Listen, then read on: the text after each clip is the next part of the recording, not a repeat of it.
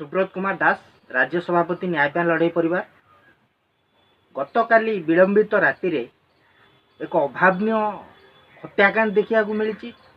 राज्य राजधानी भुवनेश्वर रे यूट्यूबर राहुल महाराणा नामक युवक को अति विभत्स भाव में हत्या करा जायछि। घटना समस्त गणमाध्यम प्रकाश होगा मु आज राज्य मानवाधिकार कमिशन को द्वारस्थ होती। मानव कमिशन को पाखे दाबी रखी घटनार एक टीम तदंत करा जाऊ, दोषी मान विरुद्ध में कठोर कठोर कार्यानुष्ठान निया जाऊ एवं यूट्यूबर राहुल महाराणा को परिवार को 50 लाख टंकार क्षतिपूरण दि जाऊ।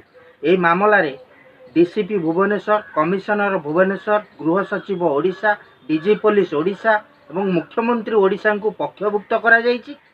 मु आशा रखी ये घटना रे निहाती भाव में कार्यानुष्ठान हम। दिन को दिन राज्य राजधानी भुवनेश्वर रे एभली भाव में घटना बढ़िबार चलछि, अपराध कमुना। ये घटनार रोक लगिया निहाती आवश्यकता अछि। प्रशासनिक अधिकारी माने ये घटना प्रति दृष्टि रखिले समस्त पीड़ित माने न्याय पाई परिबे।